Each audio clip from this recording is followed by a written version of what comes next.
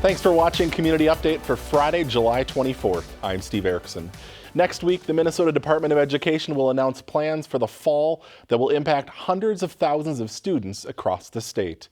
In a tweet this week, the Minnesota Department of Education announced that department officials and the governor will share Minnesota's strategy to educate students and keep communities healthy during the 2020-2021 school year. School districts have been planning for 3 different learning scenarios: in person, a hybrid model with 50% capacity, and distance learning. We'll have more next week on Community Update. Starting this weekend, masks will be required in all public indoor spaces and indoor businesses in Minnesota, unless you are alone. Governor Tim Walz made the announcement during a press conference on Wednesday afternoon. If we can get a 90 to 95% compliance, which we've seen the science shows, we can reduce the infection rates dramatically, which slows that spread and breaks that chain. And this is the way, the cheapest, the most effective way for us to open up our businesses, for us to get our kids back in school, for us to keep our grandparents healthy, and for us to get back that life that we all miss so much. The governor says a face covering is not a substitute for social distancing, but is especially important when a 6-foot distance cannot be maintained. Lawmakers in St. Paul adjourned their second special session of the year this week with an agreement on police reform. And on Thursday, Governor Walz signed the bill into law. The measure includes a ban on warrior training and chokeholds, use of force reform, mental health and autism training, reforms to the post board, and the creation of a new advisory council with citizen voices. The governor calls it a good first step and says the changes are long overdue. I, Andrew Olson, do solemnly swear that I will support the Constitution of the United States. that I will support the Constitution of the United States. Coon Rapids has 2 new police officers patrolling the streets of the city. On Tuesday night, officers Andrew Olson and John Ormston were given the oath of office by Mayor Jerry Cook. The 2 were hired as trainees earlier this year and have completed their field training. Some voters in Coon Rapids will be heading to a new polling location for this year's elections. Due to COVID-19 restrictions, the Emma B. Howe YMCA can't be used as a polling location this year. So instead, voters in Ward 5, Precinct 4 will cast their ballots at the Spirit of Grace Church, which is located at 10110 Woodcrest Drive. All registered voters in Ward 5, Precinct 4 will receive a postcard in the mail noting the change. Spirit of Grace Church is also the polling location for voters in Ward 3, Precinct 4. With less than 2 weeks to go until the official ribbon-cutting ceremony, the finishing touches are being put on the Hanson Boulevard Overpass project. This week, crews installed the final layer of blacktop, making for a much smoother ride for motorists. They are also constructing the remaining sidewalks and driveway aprons and painting the concrete walls and bridges. Local dignitaries will gather the afternoon of Tuesday, August 4th to cut the ribbon on the project. If you're a fan of water parks, you've no doubt heard Bunker Beach is closed this summer due to COVID-19. But the pandemic isn't stopping progress on some major improvements at the facility. CTN's Steve Antis has details.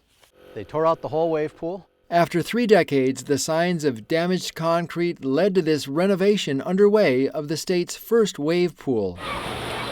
It was originally built back in 1988 in the middle of Bunker Hills Regional Park. Since then, it stands as Minnesota's largest outdoor water park. The county board decided that they wanted to add a contemporary wave pool.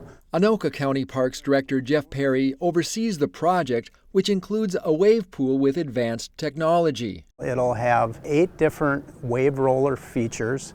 It'll have an added children's lagoon with some shade structures that will provide some shading. A shallow 3,000 square foot lagoon will tie in with the wave pool on the southeast corner. My favorite would be the fact that it's now going to be heated. For someone who doesn't really like that cold water as much, I think that's going to help us a lot. Anoka County Commissioner Mike Gamesh toured the construction with Parks Director Perry. It'll be a walk-through open air in the middle with bench seating. As part of the project, an innovative family restroom building will quickly become a fan favorite. That'll include 4 family restrooms, a lactation room, and a rental area. Anoka County is spending $6.5 million on improvements. $4 million from the county's Asset Preservation Fund and $2.5 million from Minnesota's Parks and Trails Legacy Fund. There'll be a separate maintenance support building located on the east side of the water park. So for now, if you want to get relief from the heat at the beach, you'll have to take a dip in Crooked Lake. We stand ready, we're poised, and we look forward to providing a new and improved wave pool. From Bunker Beach, Steve Antis reporting for Community Update. Construction should be completed next May. Bunker Beach traditionally opens its doors to the public on the first Saturday in June, and they plan to host a grand opening celebration on that day.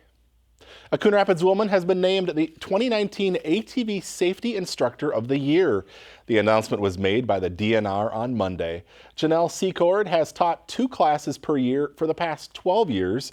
She's also an active member of the North Metro Trail Riders Club and active in DNR's Volunteer Trail Ambassador program. Our congratulations to her. Some of the best golfers in the world are at the TPC in Blaine this week for the 3M Open. Due to the pandemic, fans are not allowed on site, but television coverage is still available.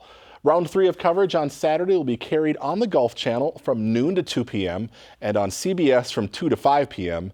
And the final round on Sunday will also be shown from noon to 2 p.m. on the Golf Channel and from 2 to 5 on CBS. The winner will walk away with a check for nearly $1.2 million. But the real winners are local charities. They donate about $1.5 million to several charities in the Twin Cities area. And it is certainly going to be a hot one this weekend, so good luck to all the golfers out in Blaine. That's going to do it for us today. Thanks for watching. We'll see you back here again next week.